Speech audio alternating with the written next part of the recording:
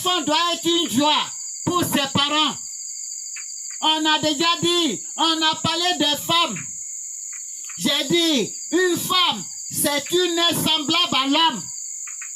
Une femme n'est pas une esclave de l'homme.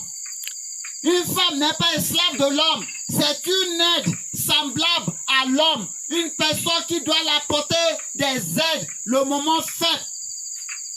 Une personne qui peut rester derrière un homme le moment très difficile. C'est ce qu'on dit. Une femme, une aide semblable à l'homme qui le ressemble. Aujourd'hui, nous allons parler des hommes. Qui est l'homme? Qui est l'homme? L'homme. Comment l'homme doit être? Qui peut se dire je suis un homme? Comment on peut savoir qui est l'homme? Qu'est-ce que Dieu a dit concernant l'homme? C'est ce que nous allons apprendre cette semaine. C'est pour cela nous allons commencer par le livre de 1 Corinthiens. 1 Corinthiens, chapitre 11, verset 7. 1 Corinthiens, chapitre 11, verset 7. Vous pouvez lire avec moi. L'homme ne doit pas se couvrir la tête, puisque il est l'image et la gloire de Dieu.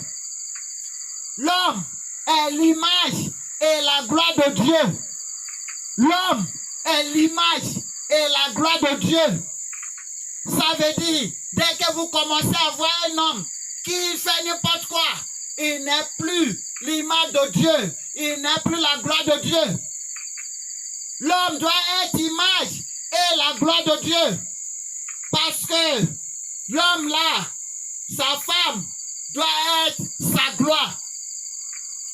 Sa femme doit être sa gloire. Lui doit être une image de Dieu. L'homme doit être une image de Dieu. Ça veut dire un homme doit avoir un comportement qu'on peut dire celui-ci est l'homme. C'est pour cela un homme doit être véritablement responsable. Un homme doit être très responsable. Un homme ne doit pas fuir la responsabilité. Un homme, nous allons comprendre véritablement un homme. Le livre de Psaume 118, le livre de Psaume 128, le livre de Psaume 128. Écoutez ce que l'homme doit être. Qui doit être un homme? Heureux, tout homme qui craint Dieu. Un homme doit craindre Dieu. Qui marche dans ses voies, qui marche dans la voie de Dieu. 2. Qui tout jouit à l'heure du travail de tes mains. Ça veut dire si tu crains Dieu, un homme, tu jouiras dans le travail de tes mains. Tu es heureux, tu prospères. 3. Ta femme est comme une vigne féconde dans l'intérieur de ta maison. Tes fils sont comme des plantes d'olivier autour de ta table. 4. C'est ainsi qui est béni l'homme qui craint Dieu. 5. Éternel te bénira du Sion, et tu verras le bonheur de Jérusalem tous les jours de ta vie. Tu verras les fils de tes fils. Que la paix de Dieu soit sur toi. Ça veut dire un homme doit avoir la crainte de Dieu. Dès qu'un homme a la crainte de Dieu, Dieu lui accordera certaines choses gratuitement. Dès qu'un homme se représente comme l'image de Dieu, il se dit, moi-même je représente Dieu. Et Dieu l'accordera tout ce que l'homme la désire. Il sera prospère. Sa femme sera féconde. Ses enfants seront une fierté, une joie pour lui. Le livre de Psaume 128, de 1 jusqu'à 6, a dit, et vous pouvez aller lire, un homme qui a la crainte de Dieu, Dieu va faire prospérer toutes ses affaires. Ça veut dire, si vous voyez les hommes qui traînent, qui sont pauvres, qui font n'importe quoi, ça veut dire qu'ils ont déjà déraillé d'être l'image de Dieu. Ils ne sont plus l'image de Dieu. Ça veut dire, ce n'est pas tous les hommes que vous voyez qui représentent encore Dieu. C'est pour cela ils souffrent.